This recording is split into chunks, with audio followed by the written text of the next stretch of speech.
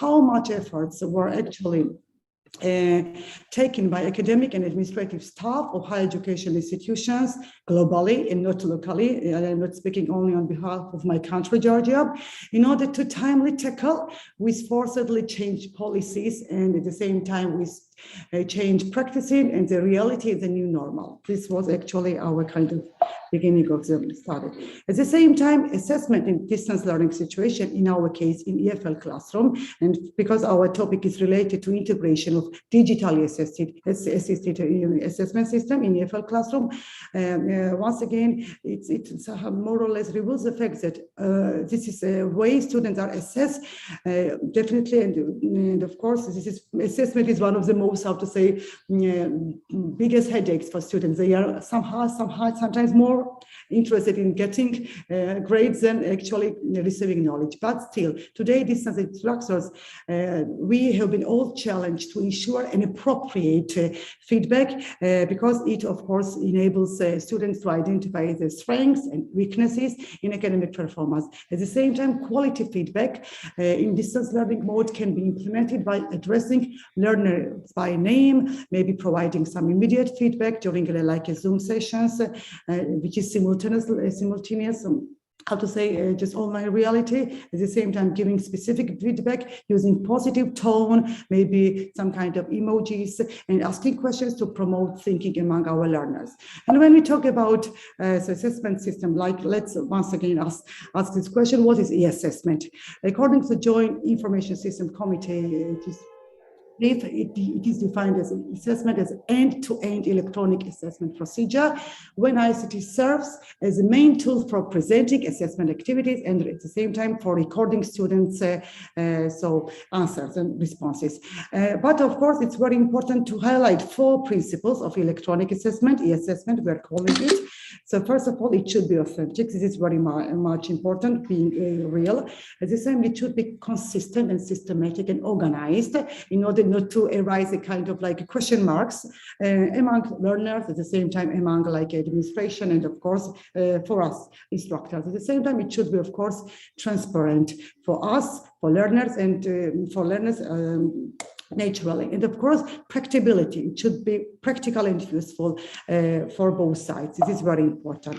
And when we talk about, just when we are somehow describing, assessment types, especially e-assessment, of course, e-assessment, it's somehow like very much linked to engines. At the same time, it's of course a factor of item banked, so it's a kind of like one of the very much characteristic factor, because these assessment criteria, they should be database, and at the same time they should be electronically processed. But of course, when we talk about cycles of e-assessment, here we have to pay attention to 4 basic stages. Stage number 1, it's somehow related to motivation, but I would rather ascribe it to the last stage, but still then it is followed by stage number 2, which is divided into 2 groups: design stage and delivery. Stage number 3 includes 4 components: creation of e-assessment tools and testing, and where delivery is provided through data retrieval, processing, and feedback, which is in our digital feedback in our case, because we are talking again about e-assessment. And of course, evaluation of outcomes, this is also related to delivery stage. And the last and not least, of course, is stage number 4, which is related to the feedback stage, process feedback, content feedback, and wider content feedback. So this is important. And now let's have a quick look at benefits of e-assessment versus challenges. First of all, from students' perspectives, there is much control. At the same time, it also offers friendly interfaces. At the same time, immediate feedback is guaranteed for students. And from teacher perspectives, it's time saving, of course, but of course, it depends on instructors.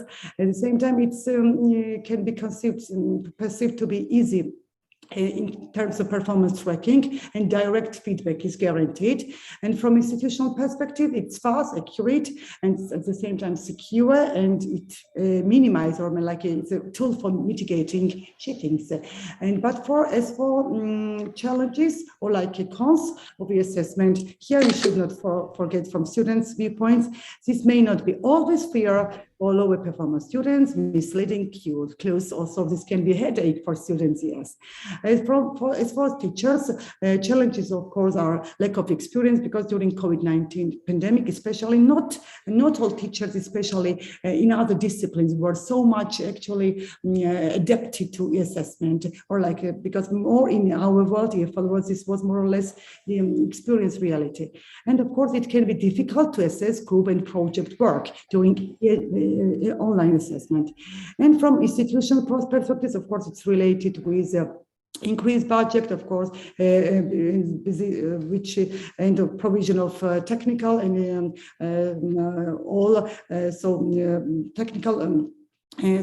technical infrastructure and internet and computer accessibility should be guaranteed from institutions. This is very important. I will be reading also chat, but later on, okay? And as for studies, we actually use the studies in order to develop our small research. The studies included, first of all, let me go beyond. These studies are by Winterwell, online discussions, portfolios by Betura and Daloglu. Formative and summative feedbacks were also applied in our research, authentic and alternative assessment activities, and last and not least, peer grading techniques. So, and let's somehow together unpack types of assessment. First of all, these are e-discussions, e-portfolio, formative feedback, summative feedback, authentic assessment, and peer grading. So, and we see here, which is quite vividly illustrated on our slides that so there are procedures when to use it, why to use it. Some of them motivate students' interaction and how to use this. So unfortunately, I will not be spending too much time on reading out the slide, but I will be reading materials later on. So, and problem statement. Now, based on the above mentioned, we as global educators from Turkey, Georgia, and Kazakhstan decided to illustrate integration experience of digitally assisted assessment while teaching English as a foreign language during COVID-19 pandemic. And with this purpose, our team actually, we developed a qualitative studies, small survey, and which aimed at identifying some kind of advantages and disadvantages of using digitally assisted assessment in EFL classroom. And let me give you shortly the questions we asked because it was like a not big scale survey, and this only 15 educators from Turkey, Georgia, and Kazakhstan were surveyed, and these are the following questions, if you see on the screen, but I will be repeating these questions. So 6 questions. How assessment has changed? Which digital tools were applied? At the same time, what are pros and what are cons, and how can digital assisted assessment be successfully integrated into EFL classroom? And as you see, majority of respondents are represented from Turkey, and because our colleagues, they were representing Turkish institutions, higher educations, and as you see, so age range of experience of teaching, also it's quite different, starting from 2 years until 42 years of teaching experience of EFL educators. And results of the web surveys, these are really important and really interesting for us. First of all, on the first question, which was, we received differentiate different answers. Some of institutions actually started to using digitally assisted assessment, some of them maybe in a later stage. But of course, they answered that we are still assessing learning in the same way, some of which is quite, so I have to say controversial answer, but some of the majority of them, yes, agreed that the assessment system has changed during COVID-19 pandemic. This is pandemic. This was one of the answers which was obtained. At the same time, On the next question, which digital tools were used for successful assessment? These are the tools which were actually mentioned by educators most. So online resources like Google Classroom, so Kahoot, so Turnitin, at the same time, Hercules system, and platforms which was individually applied by different institutions, Padlet, Gymboard, WebEx, Google Hangouts, Socrative. These are actually the platforms which were applied by different educators during COVID-19 reality. And on the questions, how digital tools help teachers to succeed in digital assisted assessment, we also received various answers. Some of them answered that they helped significantly, especially under the pandemic conditions. At the same time, thanks to Turnitin, one of the educators mentioned that plagiarism is measured. For example, I know that my institution is using plagiarism, especially for assessing academic papers, and it really proved to be quite successful. And of course, one of the educators mentioned that digital tools used for assessment are overrated in terms of their impact on the effectiveness of assessment. Some, of course, at the same time, it also allowed us to automatically, so immediately evaluate or assess our students. So as for the pros, advantages of digital assisted assessment in EFL classroom, also as you saw, we received different answers. Practice students oriented approach to English. It's time saving for teachers. It's accuracy based, unbiased, factor of objectivity, and fair assessment. Of course, it's an automated scoring. It's easier. It's of course helps educators to succeed in formative assessment. It's fun, engaging, real-time grading. It saves time, etc. So as we see, there are lots of advantages. As for disadvantages, as we see, cheating increase in some cases, and it's quite normal. Finances and staff, maybe some of admin staff representative was also questioned. Lack of ICT competence of some teachers. I think there is a misprint here. Technical problems, time consuming, big headache, no face-to-face interaction, no sense of trust. These are the problems. And last questions, how digitally assisted assessment was successfully integrated? We received the following responses. That portfolio assessment is very suitable for digital environments, delivery of assessment in a number of ways. So it was via Socrative, Poll Everywhere, EFL Classroom. So it developed authenticity, and assessment can be done using authentic materials. Also, this was very interesting case. And after the pandemic, so it can be effectively integrated and maintained. This was one of the opinion which was so presented by our colleagues. And as we see, and if we just generalize our results, we see that these are common tools, assessment tools, which were somehow used by colleagues of ours from Turkey, at the same time Georgia and Kazakhstan, Mentimeter, Google products, and these are some of the different maybe institution-based platforms which were used by our colleagues during online assessment. And not to actually so misuse others' time, and let me conclude. That current study enabled us to outline key factors which greatly, at the same time, impacted on integrating digitally assisted assessment in EFL classroom. Firstly, EFL teachers' professional commitment and perseverance in being lifelong learner is of paramount importance. At the same time, language instructors must remain actively engaged in exploring how students acquire digital skills via digitally assisted assessment. Secondly, institutional support for faculty teaching in an online learning environment requires attention. This was the second recommendation. And last and not least, teachers should be enhanced with digital tools and applications. And at the same time, we should not avoid the fact that digital assessment or it contributes to fair and objective evaluation, and of course helps us to clarify marking criteria. It promotes deeper learning. At the same time, it so facilitates learners to achieve desired goals, which is our, of course, so ultimate goal. And my advice and our joint tip would be to keep up using integrating digital assessment in FL classroom for better results after the pandemic. That was our short qualitative survey results. Thank you very much for your attention. If there are any questions or comments, but I will be reading in the chat. And if there are any questions, still, I think we can devote one minute. Any questions, any comments? If no, we can move to another presentation and presenter. Okay, let me stop sharing the screen then. I see there are no comments, okay? Just thanks.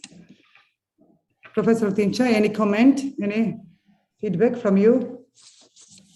Thank you, everything is clear, I think, but we can also take into consideration the security of online assessment, yes? Yes. As you say, they can cheat or some other students take the place of other. Yes. Okay. There's a case in Turkey now, one of the students claimed that I didn't have the exam, but I passed the course. That's crazy, yes? Yes. So of course, yeah. Still, a lot of work has been done from, I'm sure, like from Turkish institutions, higher education institutions, and global institutions in order to ensure maximally fair and objective. But still, students, we as all humans are inclined to cheating and mistakes. But still, when the system is just well developed, it minimizes the chances of cheating. This was our actually not finding, but our opinion and just a viewpoint. So, if there are no questions, no comments. As I say, okay, thank you, Omer, for your contribution as well, because it was teamwork and within very, very short period of time from equal conference, it is like a 1 month, but of course we will continue some kind of further study on this topic. Thank you, Azra. So let's move to another presenter, Gonca Eksi, sorry for mispronouncing name, and Masam Patios Fabat. The topic is about reviewing students on language teachers' attitudes and perceptions toward integration of technology in education language teaching. If the speakers are here, so you are allowed to share the screen, and please kindly keep in mind the time limit is 15 minutes, okay? I will be reminding you, but still, thank you. I will be muting myself. Hello everyone. Can you hear me? Yes, we can hear you, please. Okay, thank you for your presence. Thank you. My presentation is a review studies of on language teachers' attitudes and perceptions toward the integration of technology in education and language teaching. This is the content of my presentation. Well, for educational administrators, it's necessary to remember that all types of teachers have opportunities to strengthen the learning of students. For language teacher educators, it is also necessary to step beyond the dichotomy between native and non-native speakers and find ways to help various teachers with diverse requirements for professional development. An example of these developments is integrating technology into education and teacher competencies in using technology. There is evidence that indicates the major advantages of technology in language learning and teaching. These are specifically seen in Mahsa, I'm so sorry to interrupt. Yes, I wanted to. We can't follow the slides because slides are not so run. Please, can you see my slides? Just only yes, I can see slide. Only first. This slide with introduction. This slide with introduction. No. Mahsa, can you start the presentation? Otherwise, we just only see the content, the title page only. Yeah, Masha, please start F5. Please press F5. Yes, it's better for you. Press F5.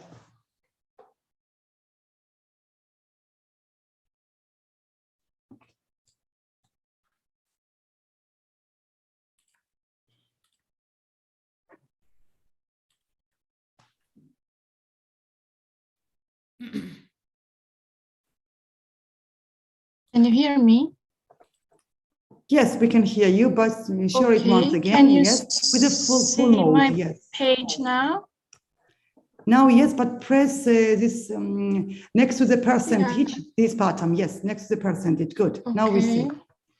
Now, Next can to the you follow percentage. these slides? I mean, are they moving It's better forward? now. It's better now. Yes.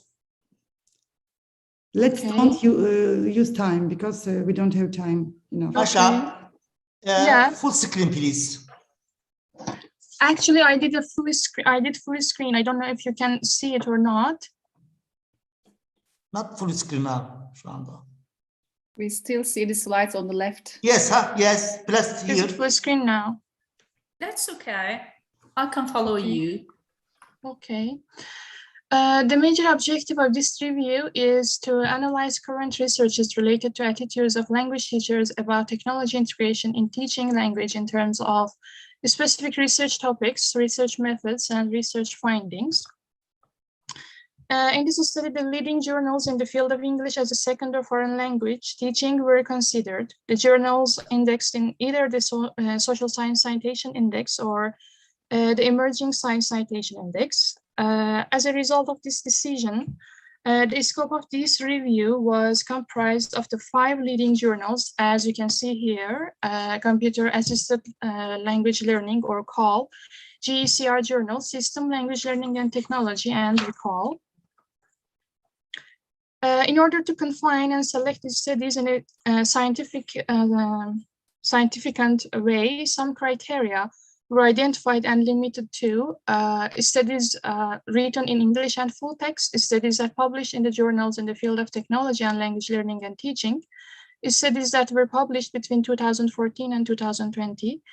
The study context, studies were included if they measured in-service teachers' technology attitudes in a school, college, or university.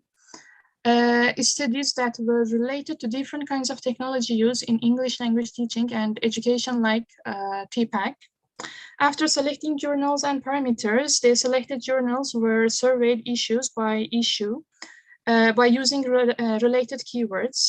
As the outcome of this procedure, studies were recognized and categorized and analyzed. The chosen studies according to journals and years of publication is shown in this table. In order to analyze the selected studies for the systematic review reported here, a review form was developed. Various forms used in current systematic reviews were analyzed for the general format in the design of the form. The form of analyze helps the researcher and review writer to have a better point of view about the valued related features of studies. In order to keep the reliability of the study, all of the information and analyses about the journal, author, aim of the studies, context of the research, researcher's method, and the form of the technology used in the study was examined by expert professors in this field. A content analysis method was carried out after the evaluation of each and every research using the review form. The studies selected for the purpose of this study were analyzed in terms of their study context, education context, and methodologies to track the recent tendency in ELT teachers' attitudes toward integration of technology in education and TPAC. Excuse me for interrupting, but we can't follow your slides. Can you see the results page? No, we are all at the purpose of the study. What's the problem? Dear Masa, because of the fact that you should press to the button for slideshow next to the percentage. Do you see percentage button? Percentage, 83. Go there and just press this full mode, full screen mode.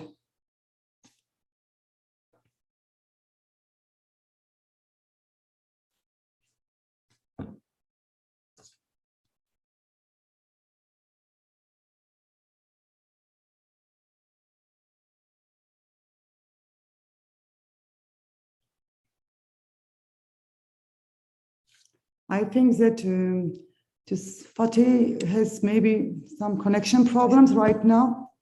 Yes, or you're presenting again.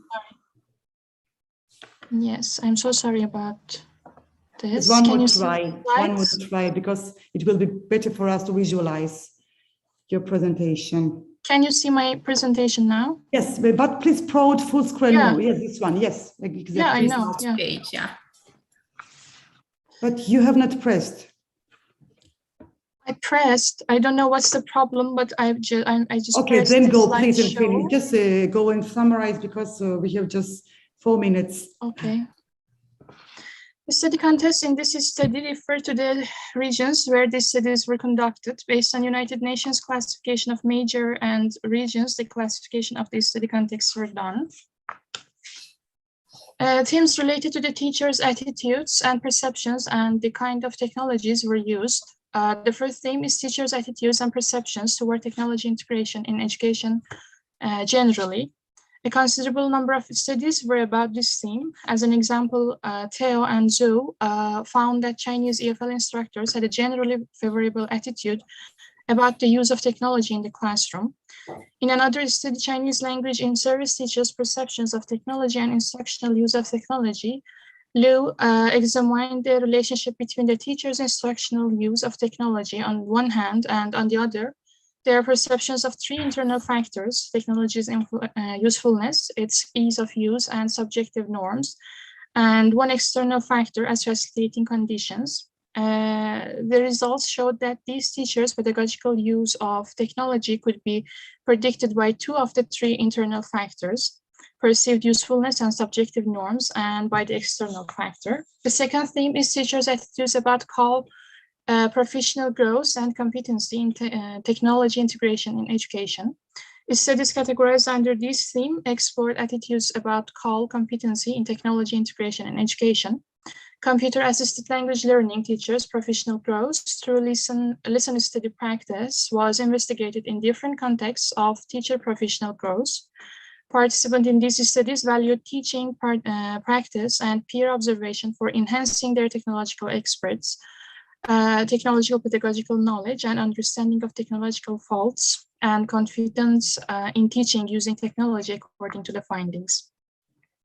The third theme is teachers' perceptions and attitudes regarding MALD or mobile assisted language learning integration in education. For instance, Swab and Sanchez, in a research about mobile technology in second language classrooms and insights into its uses, pedagogical implications, and teacher beliefs indicate that based on an analysis of the teacher's rationals, stated beliefs, and classroom actions show that the teachers tend to prohibit or reluctantly tolerate mobile device usage while they recognize some of its potential benefits to support their teaching and student learning.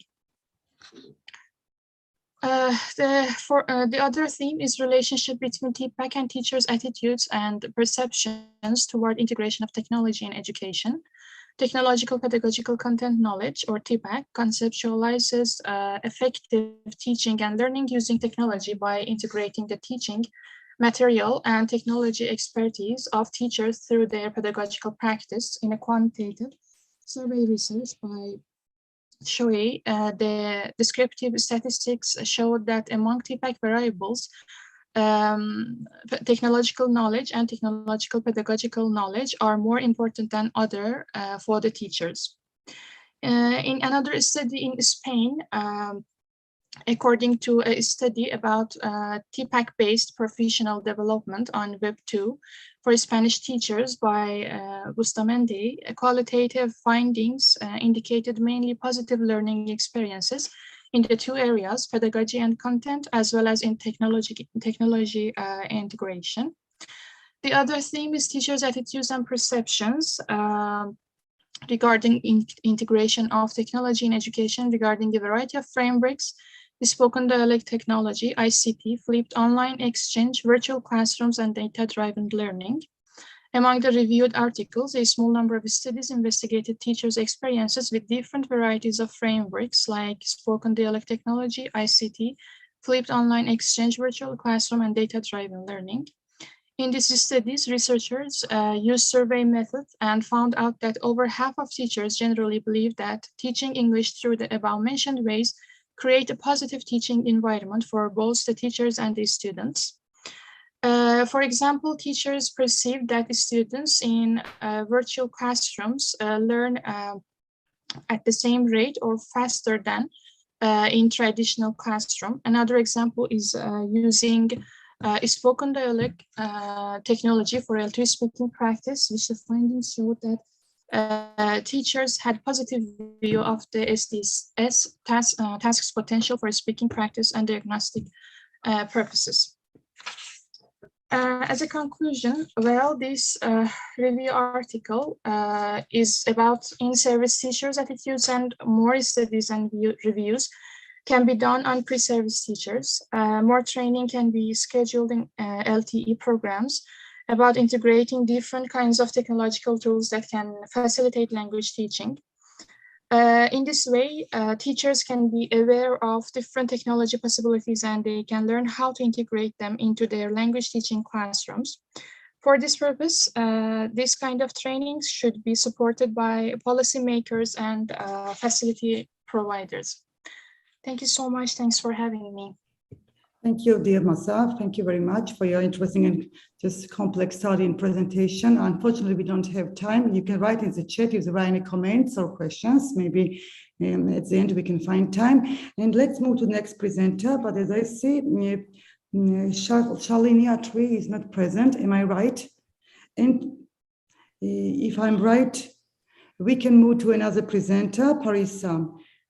Yes, it is up to me. Okay, yes, good. So you can share the screen, Parisa, and start presenting, and 15 minutes is yours at your disposal, and the screen as well. Is it okay? Yes, but make it again full screen, please, because we could not follow so Masa's slides again. I think that it works now. Yeah, good evening, everyone. Now let's try it. Can you follow me? Can you see introduction page?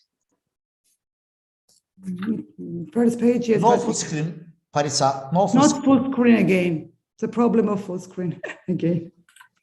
I made it full screen. Press F5 or just move to this slide. I think. Yeah, I pressed it. Maybe technical team, you can guide. Changing the slides now. Can you see it or no? We can see the first slide, introduction. Really? I'm pressing and just passing all these slides now. I don't know, technical team. Parisa, yes. Please stop share, then after restart share, please. Screen share. Yeah, I stopped it. Yes, please now start share now. Again, okay.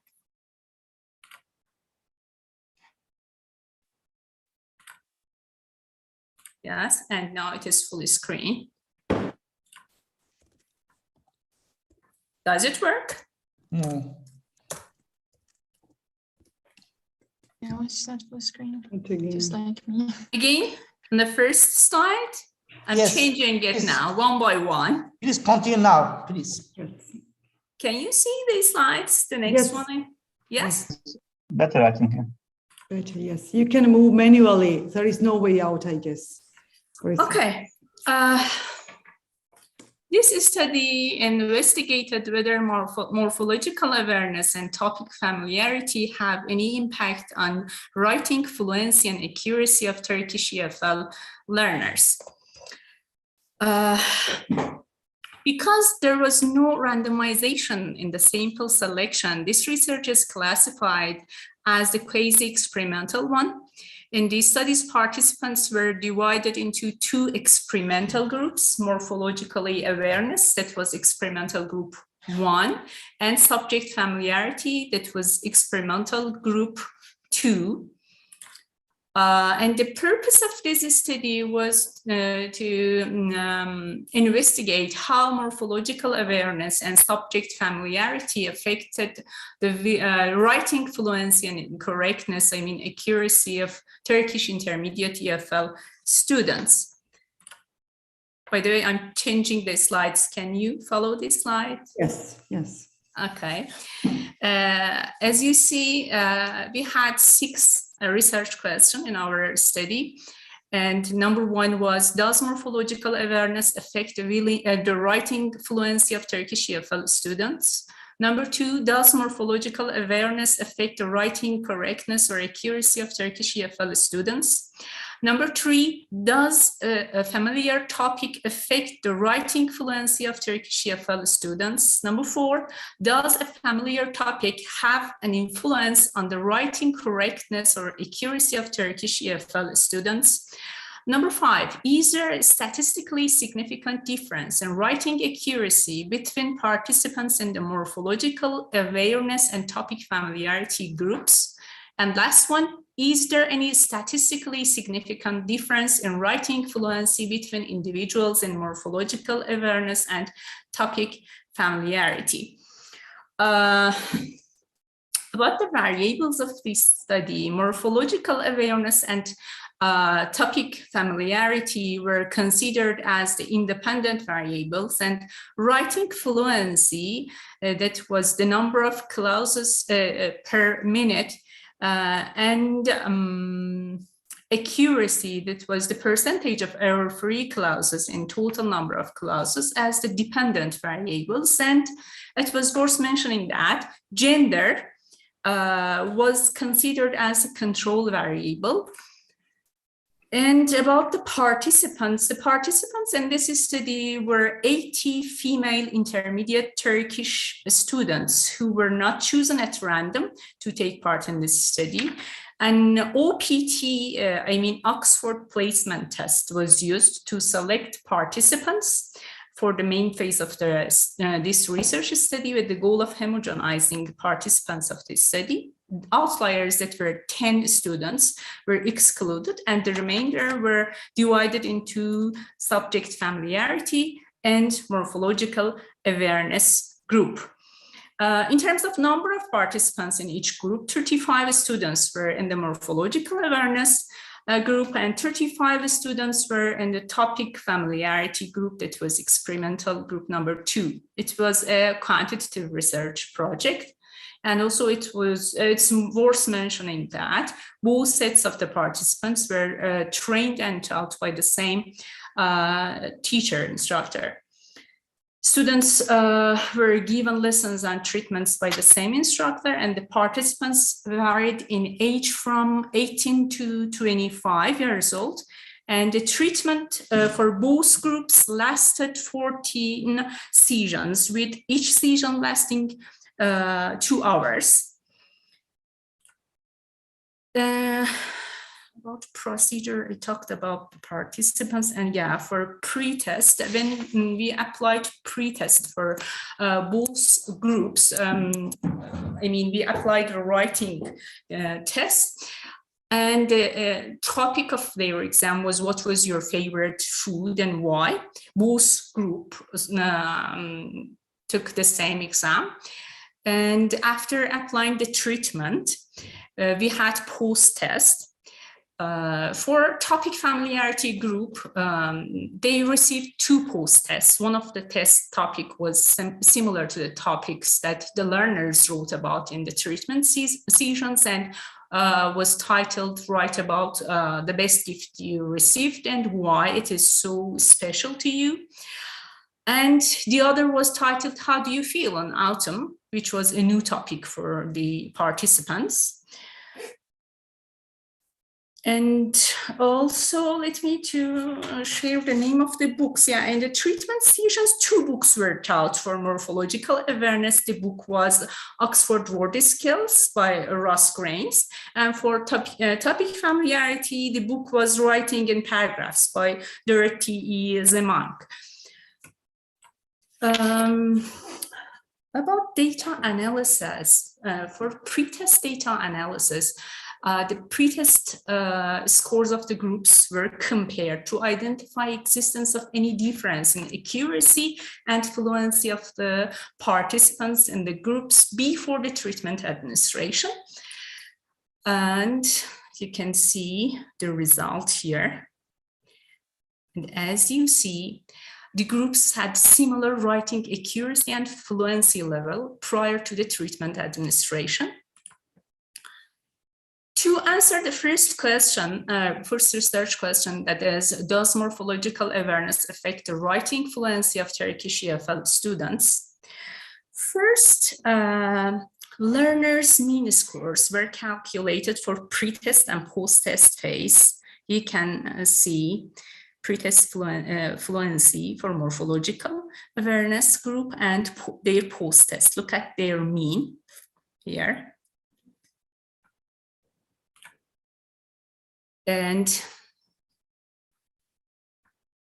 as you see, the mean difference between pre-test and post-test, that is 0.551 of this group, it revealed that students' writing fluency increased considerably as a consequence of treatment. And as you can see in this table, in fact, it was shown that acquiring morphological awareness on the part of the students might greatly improve their fluency. To answer second question, that is, does morphological awareness affect the writing accuracy of Turkish EFL students?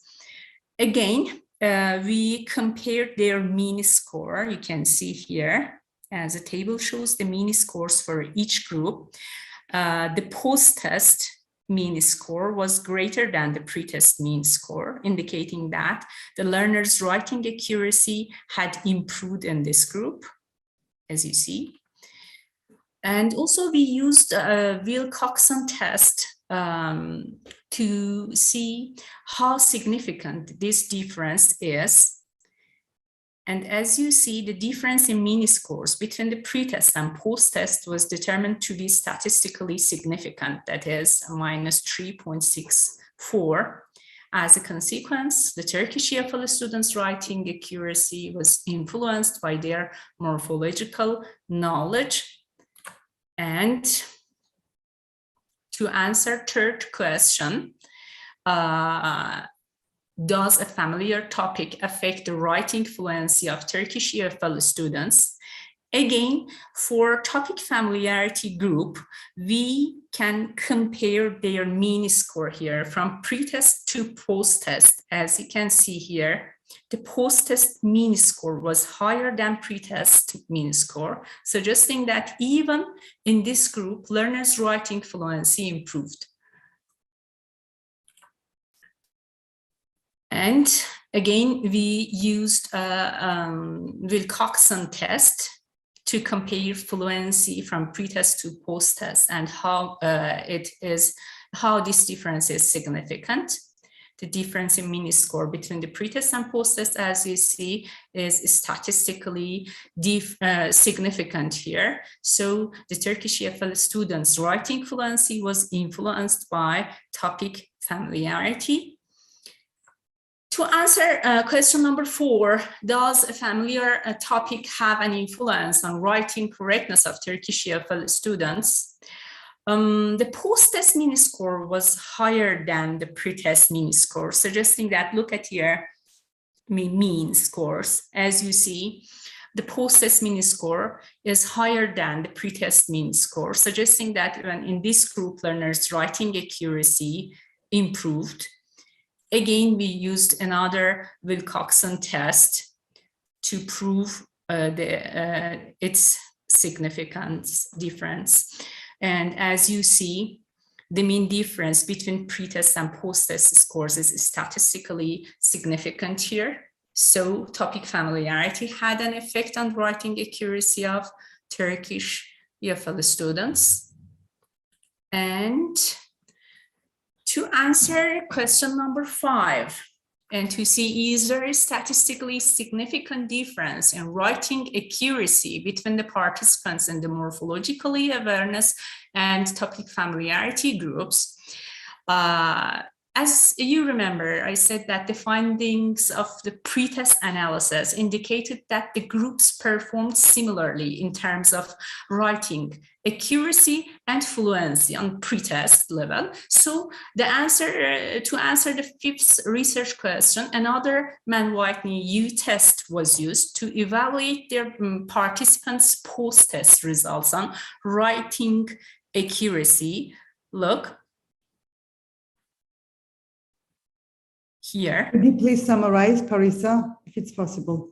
Yes. Okay. Yes. I tried to be fast. No Okay. time for detailed. Yes, it's a detailed study. That's fine. Yes, and as you see, the Mann-Whitney test was used to determine whether or not the difference between the groups were significant, assuming that individuals in both groups performed equally on the pretest. And here, as you see, the p-value is 0.02, indicating that the difference was statistically significant. Comparing the mean results revealed that morphological awareness had a greater effect on learners' writing correctness. This was very important for me. Morphological awareness had greater effect on learners' writing accuracy. And to answer the last question, which is there any statistically significant difference in writing fluency between individuals in morphological awareness and topic familiarity groups? Once again, the Mann-Whitney test was utilized to examine the participants' post-test results, because we know about their pretest. And as you can see in this table, the morphological awareness group had higher mean, look here, than the familiar topic group. Thus, it is possible to hypothesize that one group outperformed the other one, as you see. Okay, so to determine the significance of differences between these groups, again, the Mann-Whitney test was used here. Okay, and as you can see, the p-value of 0 indicated that the difference was statistically significant here. So we can conclude that morphologically awareness has a beneficial effect on the students' writing fluency and accuracy. And the investigations discovered a positive impact of subject familiarity and participants' fluency and a favorable effect on morphological awareness and participants' fluency and accuracy. Additionally, the statistical analysis found that individuals generated more correct and fluent compositions while doing the familiar assignment.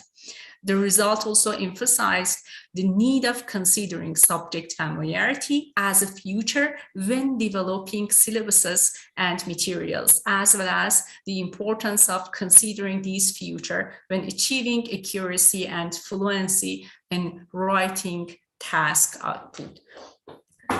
Yes, that's it. Thank you for listening. If you have any question, please. Thank you, Parisa. Unfortunately, we will not have time for questions, but we can receiving questions in the chat box, and you can respond to them. Of course. Those interested. Thank you very much for your presentation. Next speaker will be Celal Koçen Ahmet Erdost. Yastibash, if I'm mispronouncing, sorry. And I think that Ahmet is present and he will be representing, yes. And please share your screen. But let's hope that if we have the same problem, some of participants actually asked me, maybe I can not restart, but resume the session. What do you think? But let's hope that it will be, no, it's full screen, good. So there is no need to, yes. Okay, good luck. Okay. Ahmet, and 15 minutes is yours. Okay, thank you. My name is Ahmet Aras Yastabash. I am an English language instructor at Gazi University, which is in Ankara, Turkey. Celal Turgut Koç and I have conducted a small-scale study on foreign language learners' attitudes toward hybrid foreign language teaching. And this is the content of my presentation. First, I will give you information about the introduction. I will explain methodology findings, and I will finish my presentation with discussion and conclusion part. As everybody knows, we are now still being affected. We have been affected by COVID-19 for almost 2 years, and the effects when considering the first emergence of COVID-19, we can say that it has affected many many aspects of life, including education. And the effects of COVID-19 on education are suspension of the schools and universities for an unknown period of time, ending face-to-face education, and the sudden shift to online and distance education. And when we review the literature, we have seen that the existing literature on foreign language learners and online education during COVID-19 focuses on these areas: learner engagement, learner perceptions about online education, challenges learners encountered, improving language skills in online education, learner experience of using technological tools, learner interaction, and learner autonomous learning. Now, since the beginning of summer in Turkey, normalization procedures have been started, and these normalization procedures in education include reopening schools and universities, starting face-to-face education, and offering online educational solutions such as hybrid teaching, which is composed of face-to-face and online education. When we reviewed the literature, we have seen that there is a lack of studies related to foreign language education when post-COVID-19 era started. And the present study aimed to find out the attitudes of foreign language learners toward hybrid foreign language learning by answering the following research question: what are the attitudes of foreign language learners toward hybrid foreign language learning? We designed this study as a case study, and it was conducted with 10 foreign language learners. We used an open-ended questionnaire, which is composed of 2 questions to collect the data, and we content analyzed the data, the collected data. As you see, table 1 here presents the theme and codes related to face-to-face education, and our participants had positive attitudes toward face-to-face education because they believed that they found face-to-face education more efficient than online learning or distance learning, and they believed that they could learn and understand the topics in face-to-face education better. When it comes to their attitudes towards online and distance education, we found out that our participants' attitudes towards online and distance education were negative because of the following reasons. They found online and distance education inefficient. They stated that they did not learn and understand topics in online education. They could get distracted easily.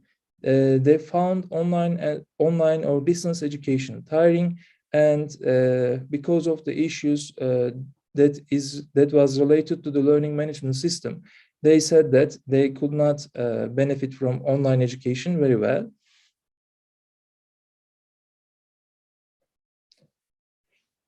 When it comes to discussion and conclusion part, we have seen that the results have shown us that the students have positive attitudes toward face-to-face foreign language learning because of these reasons.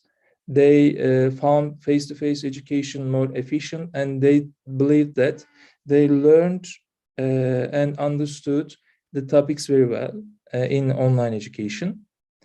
When it comes to face-to-face education, when it comes to online distance foreign language learning, we found out that our participants' attitudes towards online and distance education distance foreign language education were negative because of these reasons. To repeat, they found online and distance education inefficient compared to face-to-face education. They said that they could not learn or understand the topics in online education very well. They said that they got distracted easily. They found online and distance education very tiring, and because of the issues on the learning management system that was used in my school, they said that they could not benefit from the online education. And as a result, we can say that our students, our participants had negative attitudes toward hybrid foreign language learning due to their negative attitudes toward online education. In my institution, we used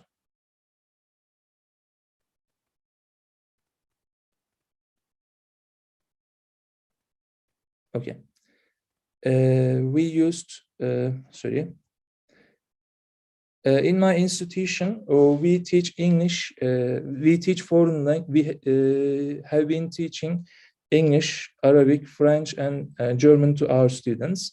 And in all of these languages, we have been using foreign language learning, hybrid foreign language teaching. And it was composed of, in my level, I have teach 15 hours face-to-face and 5 hours online, and our participants had negative attitudes toward this type of foreign language learning. And when it comes to the practical pedagogical implications of our study, we suggest that foreign language learners should be trained about how to study and learn a foreign language in online and distance education, because we believe that most of our students' perceptions or opinions about online foreign language teaching, foreign language learning, may be the result of their lack of knowledge and training about this. And we also suggest that online distance foreign language education should be enhanced by taking into consideration foreign language learners' experiences and thoughts about it. And this is the end of my presentation. Thank you for listening. And if you have any questions, I will be happy to answer your questions. Okay. So thank you very much, dear Ahmed. I think so. You're very much. So stick to the time. If there are any questions, any comments, you can be asking. We have, I think, a couple of minutes. Let me check on my timer. If not, no, it was really very nice, interesting. I will be commenting for myself, and to study this like a hybrid learning modality. So, and I'm interested, what kind of study or survey was it? Which scale did it just actually cover only the whole Turkey or your local area? My local area. Yes, nice. One of our limitations of my study is the number of participants. We could only teach 10 students, and we could gather data from those students. So we cannot generalize the situation. We cannot generalize the findings of this present study to different contexts. But as I said, this study is one of the studies that have been made in a post-COVID-19 era. In the post-COVID-19 era. And I think there is another question here. We use specific team analysis to categorize. Yes, Azra has had a question. Thank you. If you can read. No, Have you used specific theme analysis to categorize dominant themes and co-author themes? So this is a question from Azra. Thank you for your interesting question, Azra. Actually, we did not use team analysis to analyze our data. Instead, we used content analysis, and we read the students' answers separately. We derived codes from our data, and then we came together with the other researcher, and we developed teams depending on the similarities and differences between our codes, so that we conducted, we made our content analysis like that. We did not use any specific tool, like, how can I say? Like, yeah, there are some online tools that will help you to conduct content analysis, but we did not use any of these tools. I see. Thank you, Azra. If you're happy with the answer, just I think so we can resume. So Ahmed's presentation, thank you very much for your input and contribution. And let's move to the next speaker. It's a pleasure of mine, yes, to be meeting Ayşegül, finally, virtually. Greeting to Istanbul, yes. And the topic of your presentation, I asked you to translate it in Turkish, but will it be presenting in English? Yes, I should. Yeah, I am going to present it in English because when great. I was applying, it asked me the Turkish summary, so No worries. I translated. So no worries, as an English teacher, and you can my share presentation, the screen. Yes, no worries. yeah, You can share the screen. It's the effect of gamified, yes, for flipped classroom. Again, the topics are very much related to this new mode of online just teaching reality. And please, floor is yours. We have 15 minutes. Okay. Yeah. As a teacher, 15 minutes is never enough. Yeah, but it's never let's the same try. problem because yes, we are too much talkative as teachers. Yeah, we are talkative whenever Less is more, but we never stick to this rule. But as I see, men are more punctual and organized. Male speakers from today's perspective in my session. Thank you, Ahmet Hocam. You gave me some time, I think. Yes. So this is Ayşegül. I work for Bahçeşehir University. My PhD is on education technologies, and I give BA and MA courses at Bahçeşehir University now. I am an English teacher, but now I am giving, so I have some other hats now. And I am very interested in online collaborative learning and gamification, flipped learning. So last year, when I see the primary schools are online, I decided to convince one of my students to do this study. Because, gamified flipped learning and primary school context is very rare.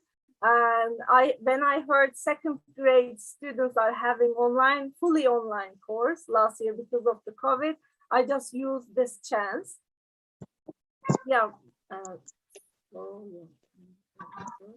My aim in this study is just to understand the online gamified flipped learning environment and investigate and understand teacher perception, student perception. And as this is an EFL course, I just checked because we gave before the class, we supply learners some vocabulary exposition activities. So before the class, they were exposed to some new vocabulary, which are going to be covered inside of the lesson. So we try to reduce their cognitive load with the help of these pre-class activities. And it was in a private chain school, and we had 2 classes, and each class has 20 students. And after inside of the experiment, we have 2 teachers, and those teachers write their reflective journals. Each class, we analyzed 8 weeks. Study in 8 weeks, and 8 weeks they create some reflective journals. So they analyze the class, they share their experience about their teaching, their preparation time, or how they observe the learner. Are they different? Because we had experiment and control groups. And we have 48 participants. It was online because of the COVID. It was a fully online course. They were 7 and 8 years old, they are between. And we use gamified flipped learning context. So when we say gamified flipped concept, first we talk with the teachers. 2 teachers were the participants, and also their parents and also learners. We discuss and we try to explain what is flipped learning, because parents, as it is in a private school, they might misunderstand us. So we explain that from now on, the understand and, in the past, understand and remember stage from the Bloom's taxonomy, they are generally given in classroom, and apply, analysis, evaluation part is at home. So in flipped learning, we try to give the vocabulary from before the class. In the class, they were going to fill the blanks or do some role play activities, some hands-on tasks in the class. So we explain this to the parents too. Your job will be less because of this flipping. The activities will be more for about remembering and understanding stage. So the hard part will be done in the class. So parents were generally happy in this process, in their orientation. And in the flipping stage, we use Edpuzzle in this study. What did we do? We create vocabulary flashcard kind of short videos, and then we ask some questions about the vocabulary. So there are vocabulary related short videos, and students answer them before the class. They are exposed to the theme. For example, if that week's theme is holidays, there was a video about holiday, and the vocabulary which is given, they are generally repeated inside of the video. And our context, gamified flipped learning context, I could explain in one slide like this. We had leaderboards because each week students answered some questions. So there are some winners, some losers, and there was progress bar according to the scores. They showed the students' progress. Students like to see their progress with the help of Edpuzzle progress bars. And if the students are successful in their answers, they got some badges. Teachers, or when the students didn't submit their assignments, teachers send them messages and ask the reason, try to take interest of the learners with the help of messages, because flipped learning and gamified flipped learning is a culture that they need to acquire, but this is not one-time thing. They need to learn the tradition. They need to build a culture together. So these are the basis, I can say, and yeah. And when we check the results, as it was only 8 weeks, maybe it is because of that, we couldn't find any difference between their vocabulary scores. But when we check the teacher reflective journals and student interviews, we asked some 10 students, they did interview. Students say they like that they have a control before the class. They like that they know what they are going to cover on the next day. And they say seeing the context, and they are not going to lose on any point. It is for just, they need to be exposed to content before the class, so to reduce their cognitive load, so they don't lose any points. So their only aim is to learn. So we didn't threat them with grades in the environment, because gamified environment is generally support to students to try more one again. And what else? Some of the students, there were some challenges. We couldn't reach 3 of the students in 25. There were 25 participants. 3 of them didn't participate. One of them said they have poor internet, or one of them said they had some excuses for the weeks, but they didn't do, the 3 of them. And so the disadvantage of gamified flipped learning is there is a matter of preparation and trust. we need to trust our learners. We need to prepare a culture, and also teachers need to be prepared. Why? Because before the class, they were exposed to the vocabulary. So when the students couldn't answer some of the questions, the teacher is going to build the instruction accordingly. So some of the vocabulary is not rich. So in the class, inside of the class, they are going to practice those vocabulary more. So teacher needs to be ready more when it's compared with the traditional class. And before the class, they need to create some content. So teachers also says we had more responsibility when it is compared in the past, but we are more aware of our students' weaknesses and strengths, they say also at the same time. So it has both sides. At one side they say, yeah, we see their weaknesses and strengths. On the other side they say it's a bit tiring. So my suggestion, if you are planning to use gamified learning environment, work with your friends. It's not a one-man job, it's an orchestra. We need more people to come together and work on it. And when we look at the results, we couldn't find vocabulary scores. They were very similar. We couldn't find significant difference when we checked the t-test results. But then on the other hand, when we look at the results, we realize that both students and teachers say that students participate more when they are exposed to the vocabulary before the class. They are already aware of the vocabulary. They are already aware of the topic. Sometimes they even, for example, in the holiday topic, one of the students even brought a holiday photo for the class. He got some preparation before the class, so that was advantageous to see that. And then we look at, teachers considered getting ready before the lesson is important, and we need more class time. And also the results show that students, they are more self-confident, develop learning skills, more engagement in their learning environment. And that's all. I was so fast. Oh.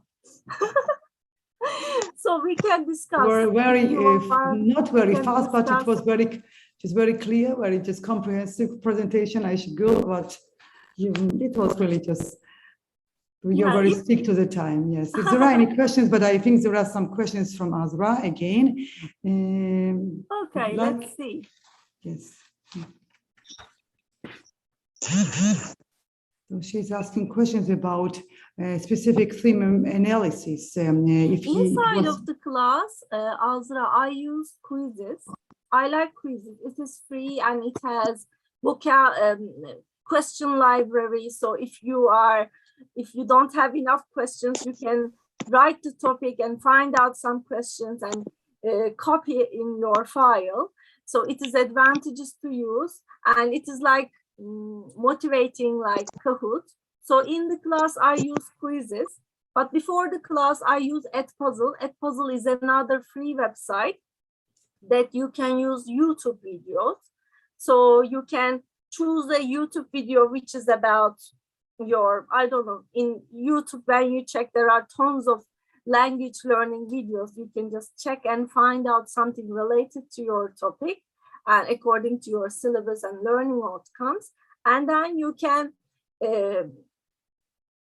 build questions. So in Edpuzzle, you can ask open-ended, true, false, fill in the blanks, and multiple choice questions. And you can create a classroom. So students, if they assign to your classroom, they don't need to assign again and again. So if with one click they can just use it. Edpuzzle is very easy because you don't need to be expert to create videos. Edpuzzle helps us to achieve that goal. Thank you, Ayşegül, for really very interactive presentation, very useful, very practically valuable, because we, as in doing this digitalized just teaching this modality, we actually had to pick up these skills, creating interactive EFL teaching environment for our learners. Even before the pandemic, it was initiated in our community, and thanks to pandemic, it somehow boosted us and prompted us to be using more and more.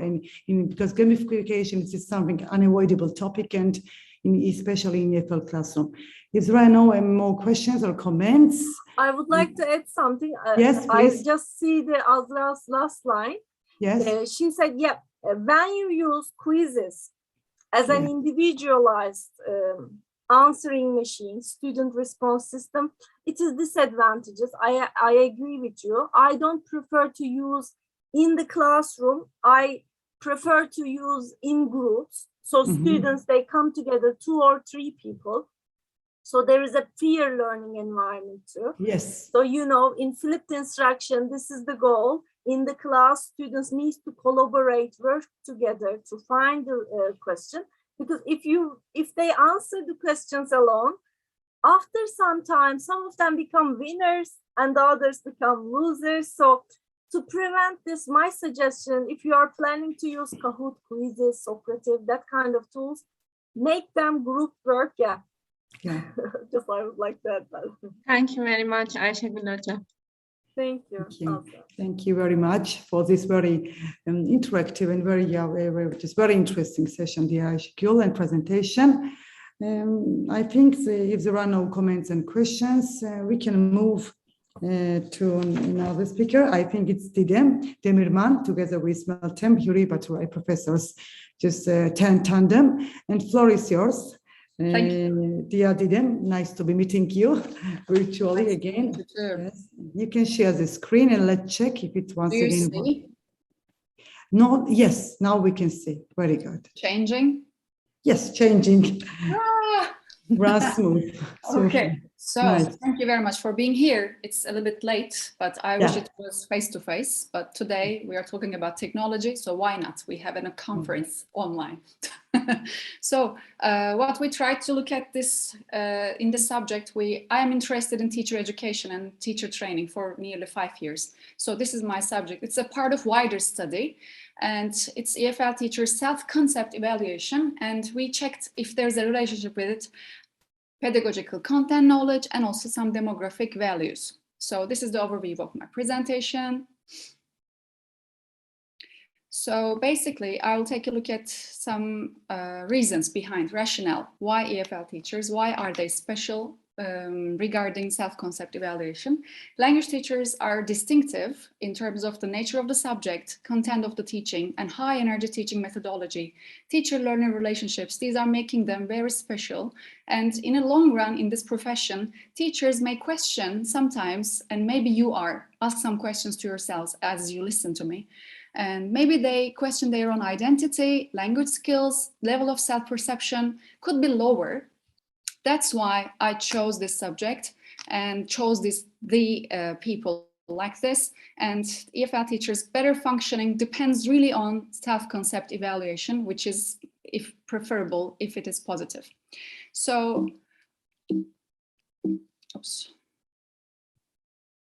In this study, we aim to make a correlation analysis of constructs which are conducted in the foundation universities of EFL teachers. They answered some questions. I'll take a look at the scales later, and we will take a look at the self-concept evaluation, the relationship with pedagogical content knowledge and demographics, just age and gender. And here are the research questions we asked beforehand.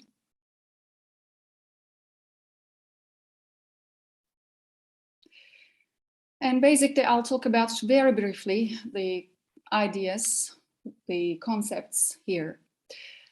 What is self-concept and what is self-concept evaluation? It's the totality of a complex, organized and dynamic system of learned beliefs, attitudes and opinions that each person holds to be true about his or her personal existence. And everybody has self-concept evaluation, and we are born with that.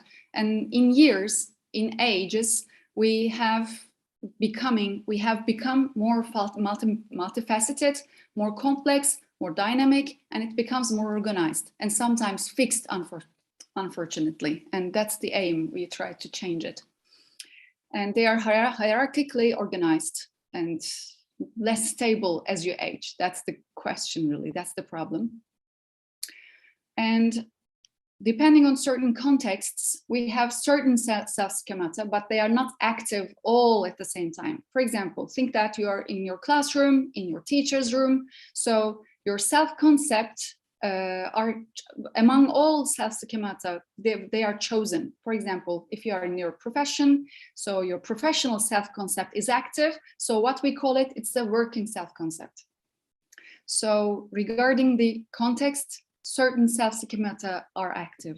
So what is very important is in the EFL context for teachers, professional self-concept is formed throughout your teaching career. And it is formed, it encompasses being knowledgeable, being confident in your profession of EFL.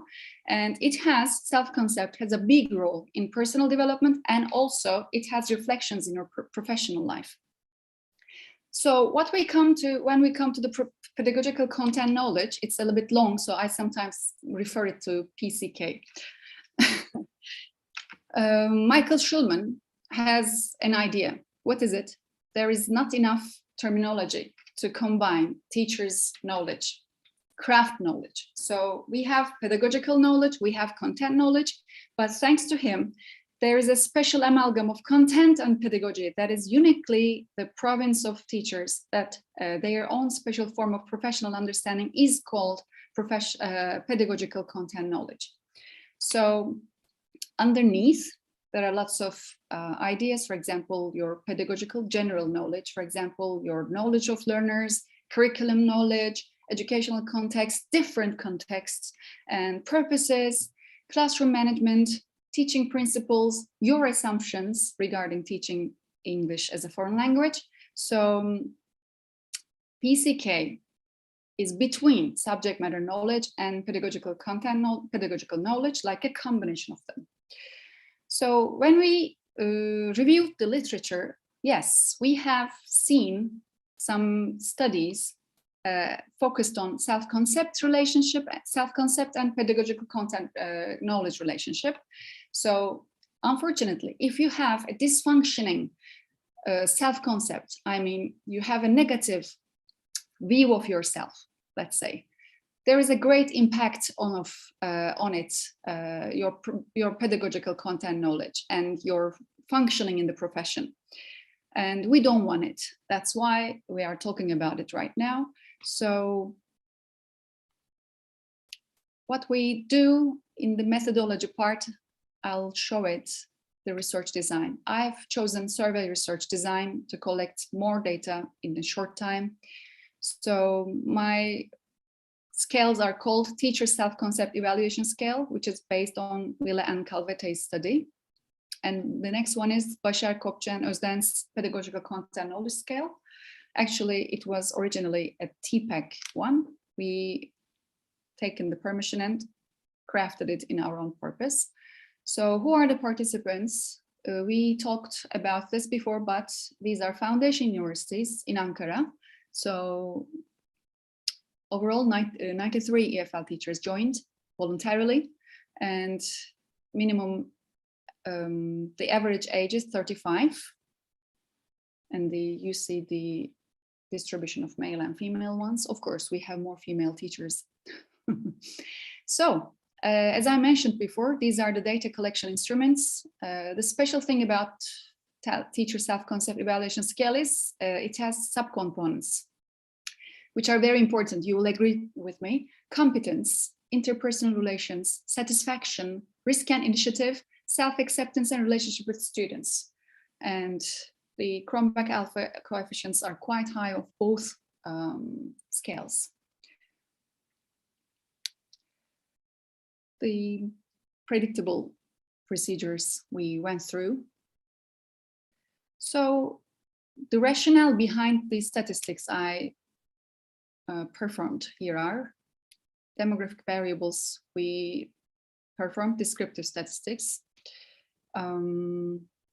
For For the first research question, I worked on independent samples t-tests. For the age, which is not normally distributed, we preferred Spearman row non-parametric correlation analysis. And the last one, a multiple linear regression analysis was performed. So you see here the normality distribution. So the first one, the effect of demographic variables, if there is an effect of demographic variables on EFL teacher self-concept and pedagogical content knowledge. Yes, we can talk about that. There wasn't a significant difference in terms of gender and of these variables. Gender didn't influence their self-concept evaluation and pedagogical content knowledge based on this data. What about the relationship of age with EFL teachers' self-concept evaluation and pedagogical content knowledge? This time, yes, there was a significant positive and medium level of relationship between age and PCK. No significant relationship was found between age and self-concept evaluation. Age can only be associated with pedagogical content knowledge. What about self-concept evaluation's prediction of teachers' PCK? Yes, again, we found positive impact of self-concept evaluation of pedagogical content knowledge. However, I talked about that. There are 6 sub-factors. Which one is more effective?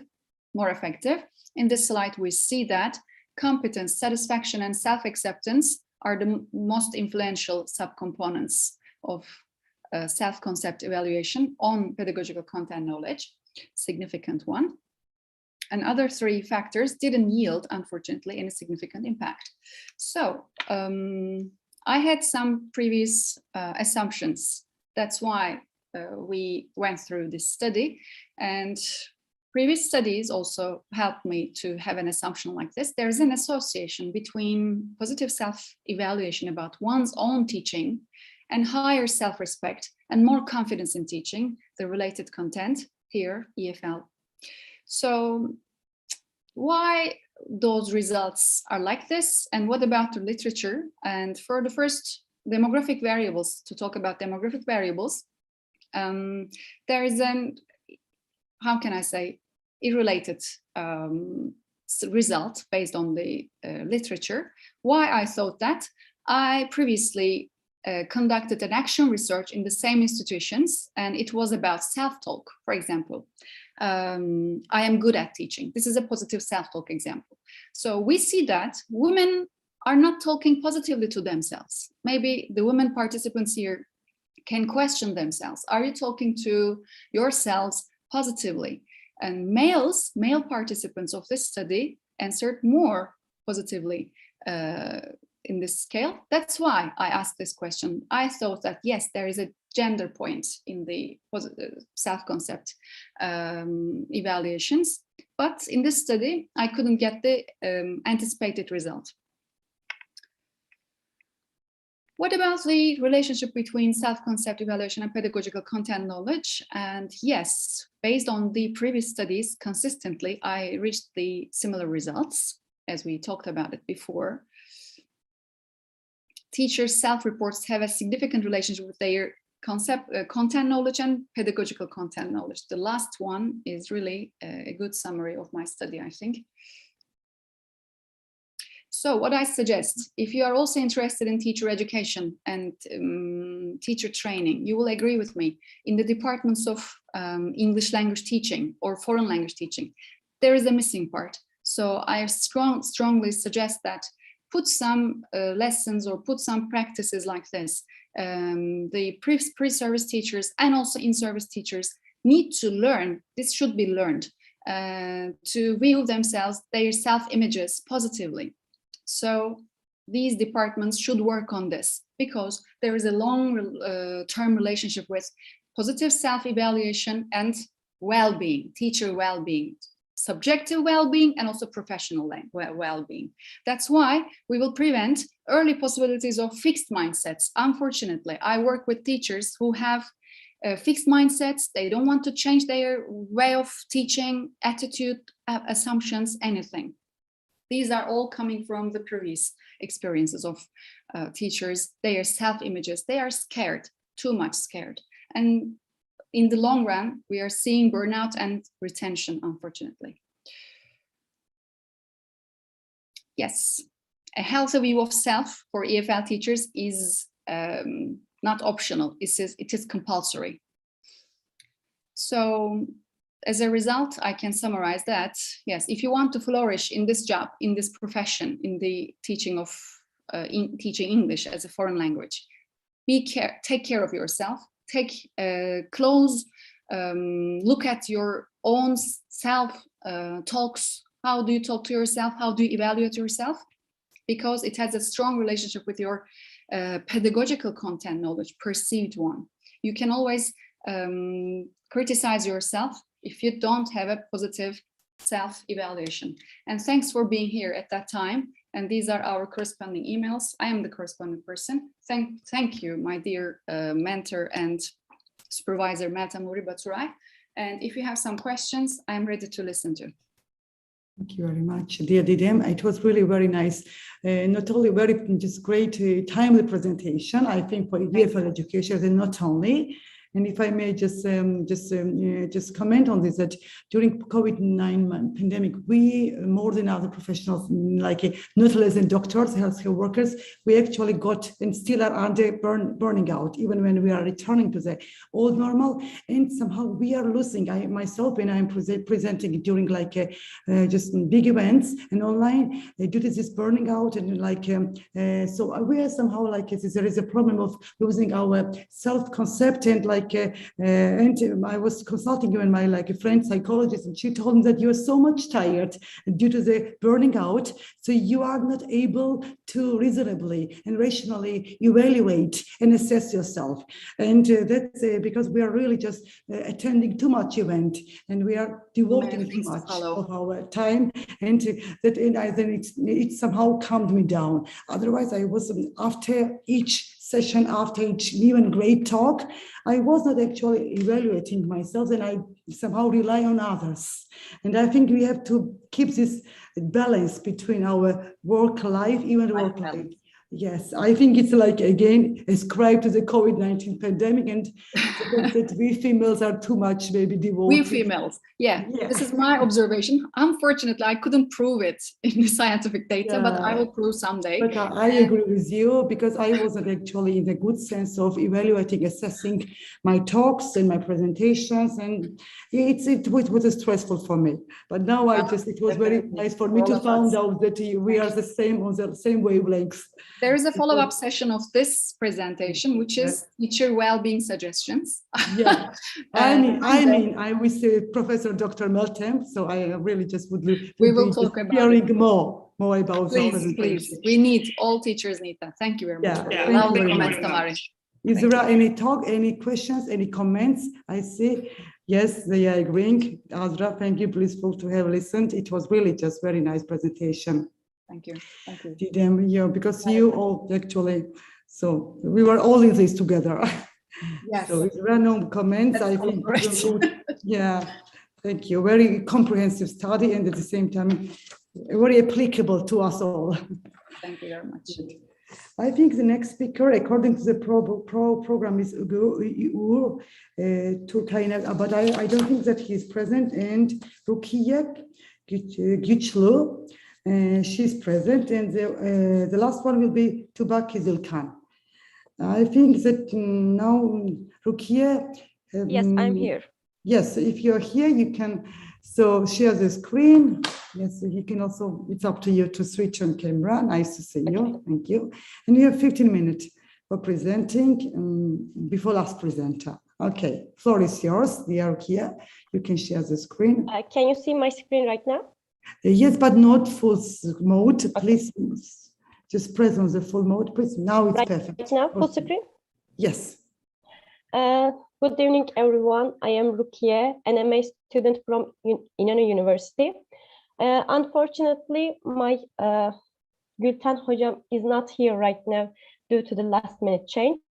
So I will present. My topic is investigating the achievement attribution and use of self-regulated learning strategies among secondary school EFL learners. First, I will start with individual differences in second language learning. To a certain extent, individual differences influence English as a second language learners' success in language learning. We can describe individual differences, distinguishing characteristic of learners. Individual differences are characteristic or traits that refer to which individuals may be shown to differ from each other or concern anything that mark as a person as a distinct and unique human being.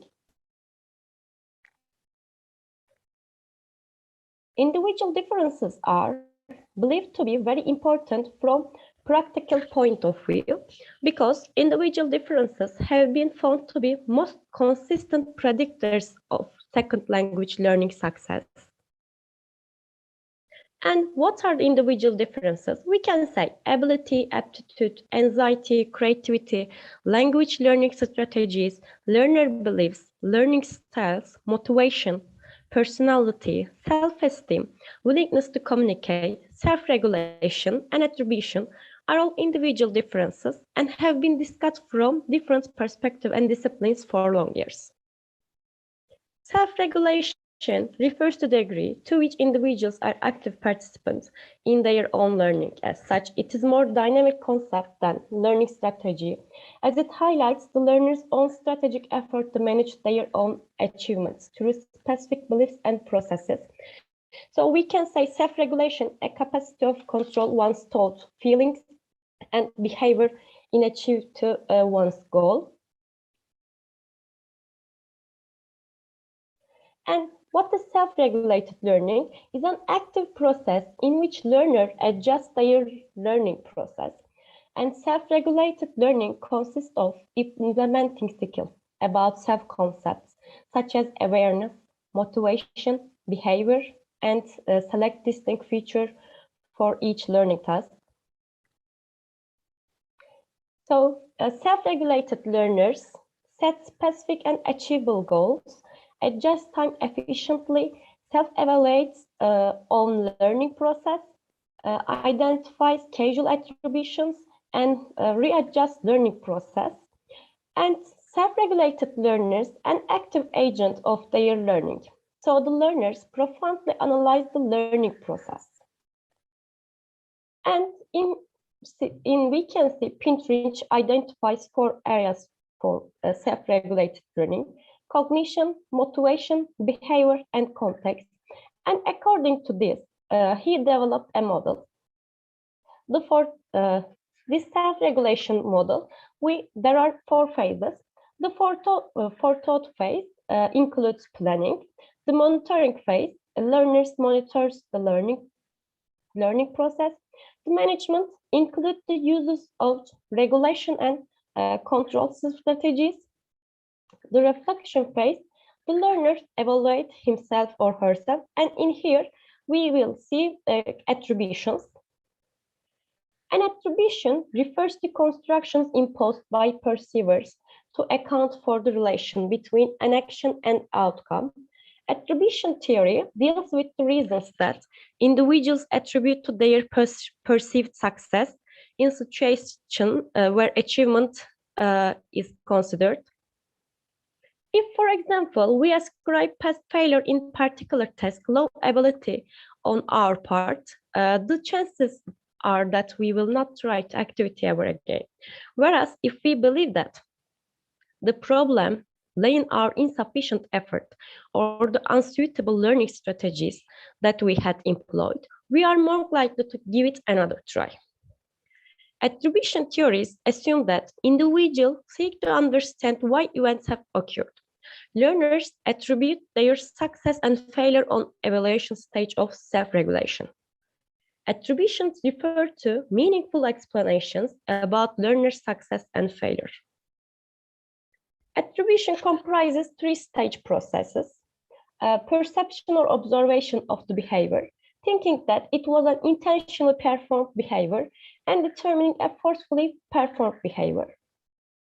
And 4 principal causes influencing attribution for perceived success and failure in life we determined as ability, effort, task difficulty, and luck. And we have three dimensions.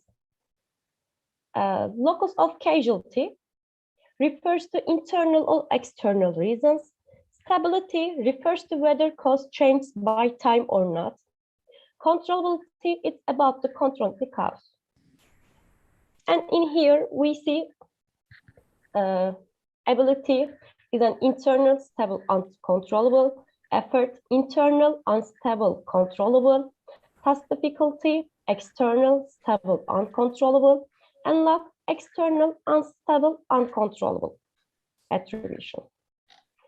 Although self-regulation and attributions have been researched in different fields of education, it has not been focused on language researchers and educators dealing with English as a foreign language in Turkey. So the purpose of this study is to find out students' self-regulation learning strategies and attributions to success and failure. This study further aimed to explore the relationship between student self-regulation strategies and attribution to success and failure. To do this, answers to the following research questions were sought. First, what are the self-regulated learning strategies employed by Turkish EFL learners at secondary school? What reasons do the Turkish EFL learners attribute to their success and failure in their EFL learning process? Is there a relationship between the self-regulation strategies and achievement attribution of English language learners at secondary school? Participants at secondary school in Batman, we have 232 students, and their age range from the 10 to 15. If we use two questionnaires, first one is self-regulation learning strategy scales. The scale includes 29 items and 8 sub-dimensions. These are planning, effort regulation, motivation regulation, attention focusing, additional resources, summary strategy, highlighting strategy, and self-instruction. And the second one is achievement attribution questionnaire.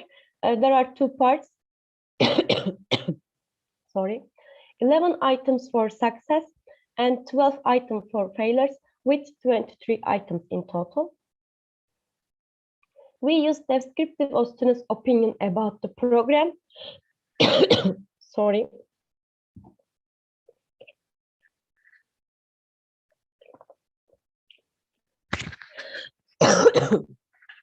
One-way ANOVA and Pearson correlation analysis.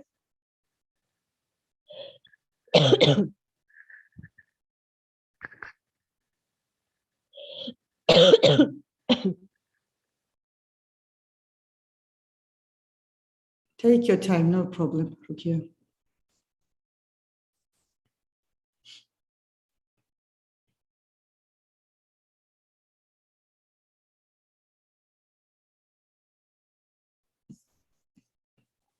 Okay. And now results and discussion part.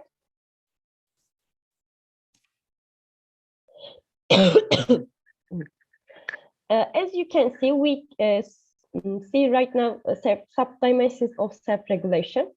The first one is attention sub-dimension, the highest score. Then motivation, highlighting, self-instruction, planning, resource, summary, and the lowest one is effort.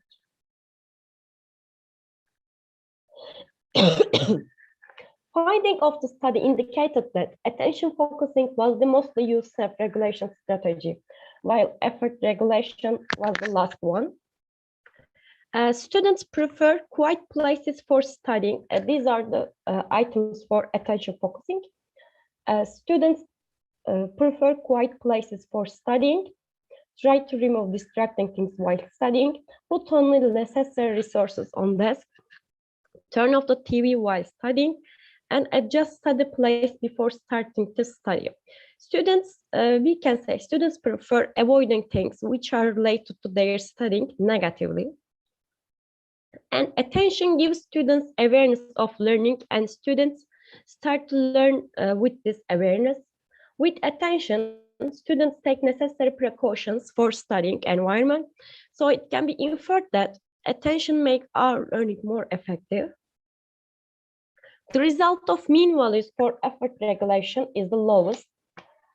students tend to give up when they encounter a problem.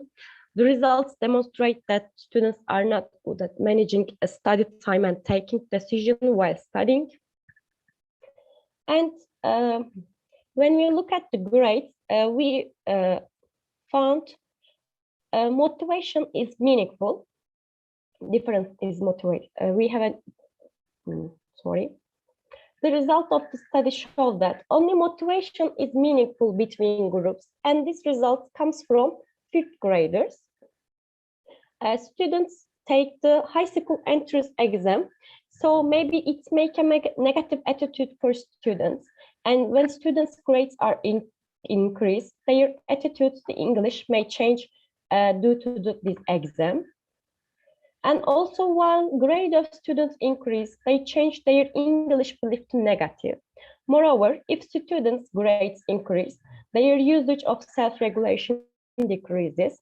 So 5th graders change the results. And here we see the success, our success, achievement attribution for success. So participants mostly attribute their success to their love for their English teachers. According to the participant, listening to the teachers carefully during the class is also necessary to be successful. In addition to this, doing homework regularly, making preparations for English lessons before classes, and teachers' love to students are considered to be very important to be successful in English. And getting help from outside is the lowest score, and students see themselves unlucky for English exam, and this is the second lowest our score. As it seems, participants mostly attribute their success to internal, unstable, and controllable causes. In other words, participants see themselves responsible for their success, and they think they can control they can control their success. And these are for the failure attributions. And participants mostly attribute their failure to noisy classroom environment. They do not think their teachers do not care about them. And also they are afraid of making mistakes. As it seems, participants mostly attribute their failure to external, stable, and uncontrollable causes. In order to find out whether there is a significant difference between the students' attribution to success and their attribution to failure in English, a paired sample t-test was carried out. As you can see, they have more positive attribution for success compared to failure. And the p-value indicates the difference is a significant one. And in here we have for internal and external achievement. They attribute their success to internal achievement, but however, they attribute their failure to external achievement attributions. And also they attribute their success to stable achievement, and also they attribute their failure to stable achievement, the same result we can see. They think that their success, they attribute their success to uncontrollable achievement attributions, and it is the same result with failure. And correlation between achievement and achievement attribution, success, and self-regulation. We didn't find any meaningful result for success, but we found a meaningful difference between planning and failure. So the study showed that casual attributions have a low effect on self-regulation. Also, there is a negative correlation between failure and planning. In other words, time is off, but you can summarize. Yes. Okay. In other words, why one of them increases, the other one decreases, and the conclusion part, last part. Attention focusing is important on self-regulation for students. Students attributed their success to internal, but their failure to external. we found a low-level relationship between self-regulation and attribution. And lastly, students had instrumental motivation. So students should be informed about the importance of English for their future life. And that's all. Thank you very much. Thank you very much, dear Rukiye, for very interesting comprehensive study presentation. If there are any questions or comments, you can be asking in the chat because the time was used by presenter. And please, let's move to the, I think, last presenter for the day. Dr. Tuba Kizilkan, floor is yours. Dear Tuba, nice to meet you virtually. Nice to meet you too, Ms. Dalizi. Floor is yours. You can share the screen and please mind the time. It's 15 minutes. Yeah, okay. Okay. So I'll be sharing my screen now. Is my voice clear, and also is my screen seen clearly? Voice is clear, crystal clear. And as for the screen, yes, I think yes. Now it's perfect. Thank you for your assistance. Okay. Yeah, so the title, the topic of my presentation is Mind Mapping as a Teaching Tool for Digital Natives. So let me introduce myself first. I'm Tuba Kizilkan from Izmir, and I'm a graduate of English Language and Literature from Ege University. And I worked as a professional English teacher for almost 21 years and had a chance to work with almost all age groups and levels from 7 years old up to adults. And I recently work in a secondary and high school and very much familiar with the digital natives, actually.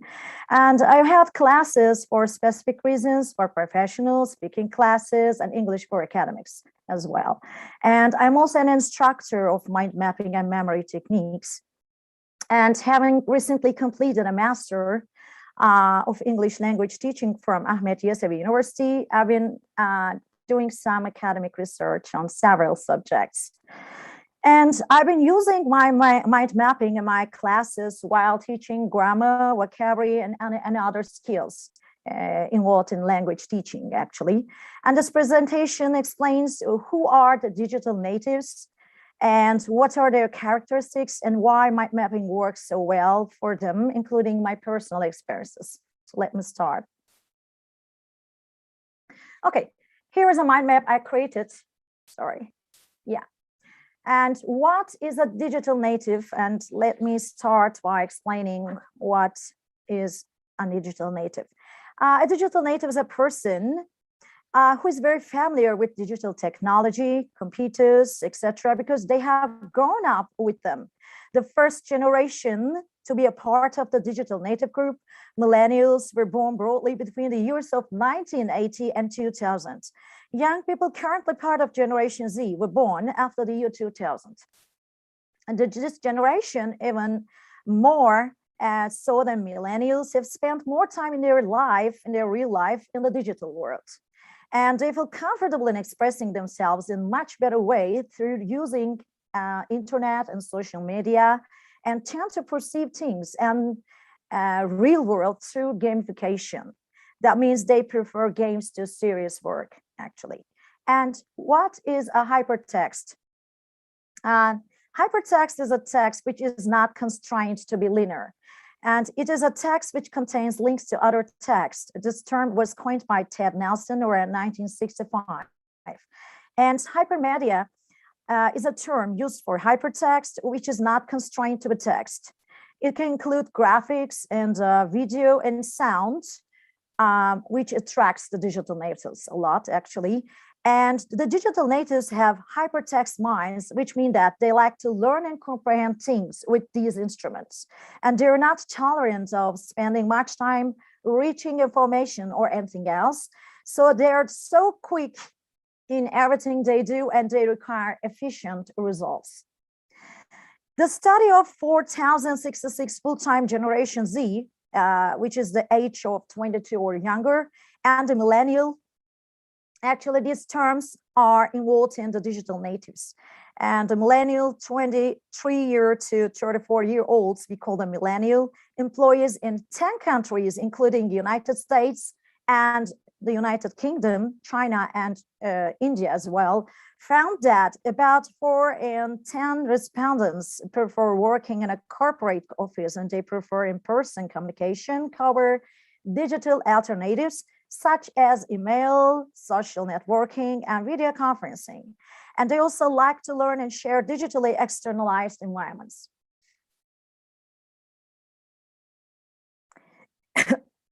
Sorry, I'm sorry.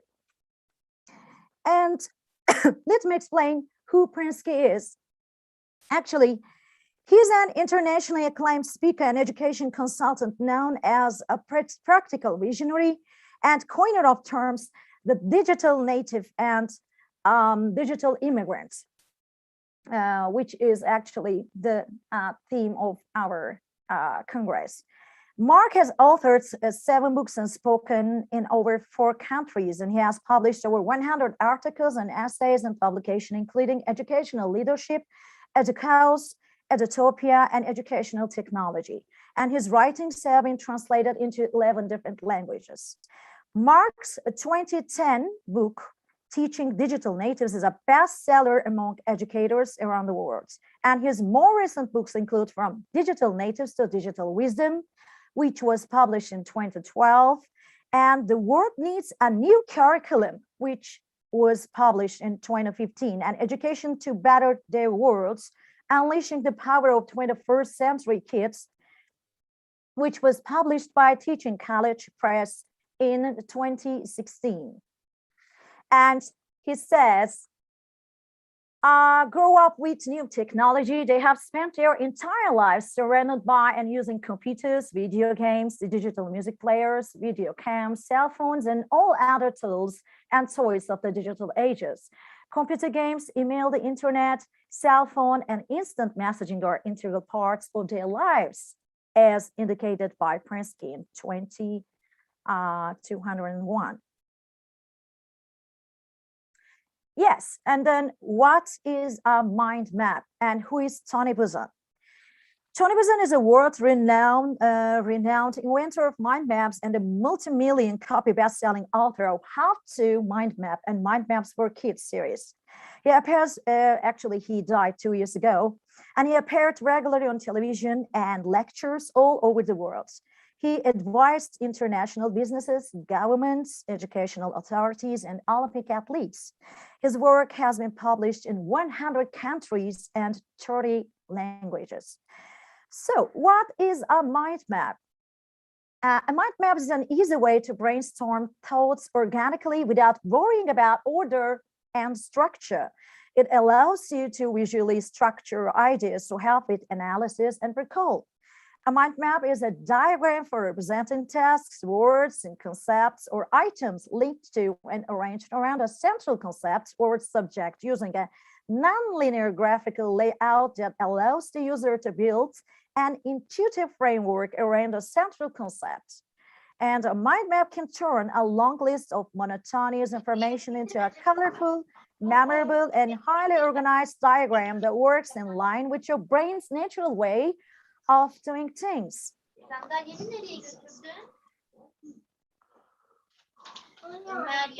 And here is a list of jobs and workplaces, which is a subject that we teach in secondary school. And here is a dull, linear list of jobs, and there are explanations and no images and no drawings and nothing attractive for a digital native. Instead of presenting any information within the curriculum, here is a mind map I have created on jobs and workplaces, which attracts all digital natives. Because a mind map involves whole brain process. That means it involves both left and right brain and all types of learning. So this mind map involves the main branches and the baby branches, involving the jobs and the explanations, and as well as images that attracts digital natives. And according to my very personal experience, digital learners prefer learning with mind maps.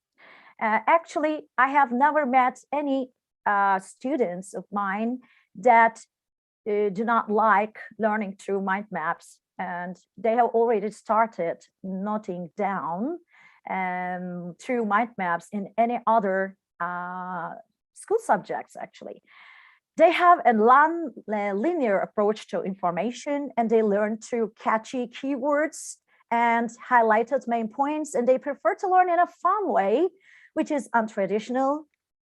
And they memorize better when they personalize information. And a mind map actually gives a way for a digital native to personalize the information, because he or she can add any images and text and videos and can create his or her own images. And actually he can use his or her own keywords. There is not a template for this, but an own one. And mind maps involve the whole brain process, as it includes both left and right brain features, as I mentioned before. And all digital natives like brainstorming and creativity. And as mind maps are time savers, the digital natives tend to learn maximum information with minimum effort and time. So learning through a mind map is perfect for any digital native learner. Okay. And to conclude, I try to use my time very practically. So in conclusion, the digital learners prefer processing pictures, sounds, color, and video before text, and conversely, many educators prefer to provide text before pictures and sounds and colors and video, as Dukes and Dizage indicated in 2005.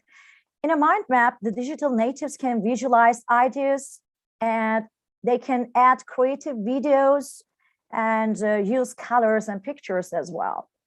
And a mind map is a creative and logical means of note-taking and note-making also, that literally maps out our ideas, as Tony Buzan mentioned in 2005. And digital natives do not like traditional ways of note-taking, which is linear, but prefer a creative way, which is mind mapping. And today's digital natives prefer interactive media, as the previous presenters mentioned before. And therefore, a number of interactive mind mapping tools emerged in order to fulfill the digital natives' preferences.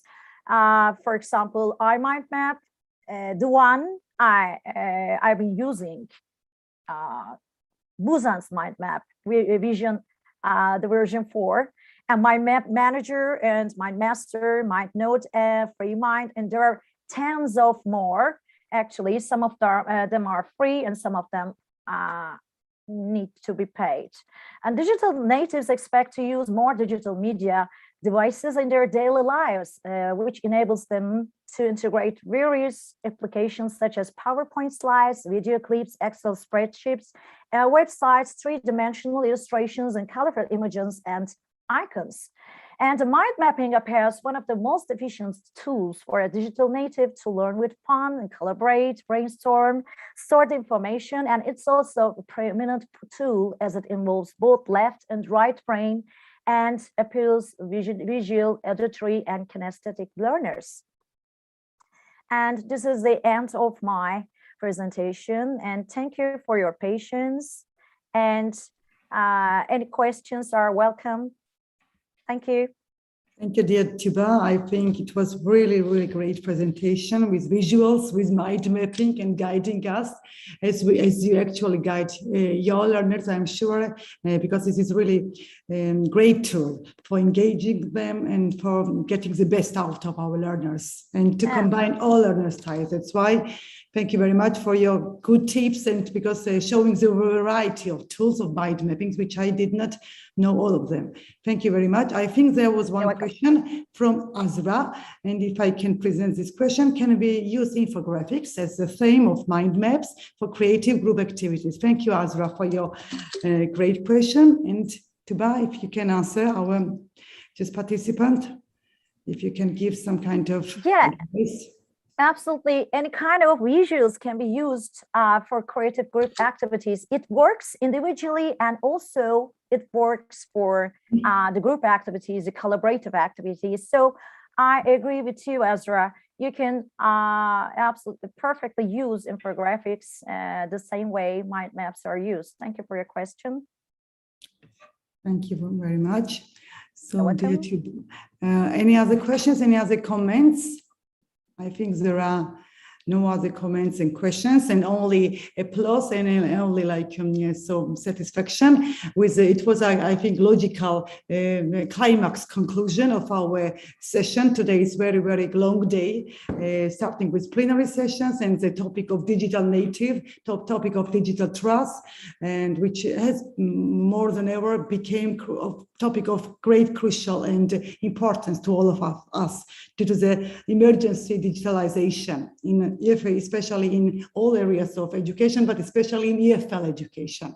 Thank you, dear Tuba. It was really nice to be listening, yes, to be somehow commenting and on all speakers. And thank you for great contributions.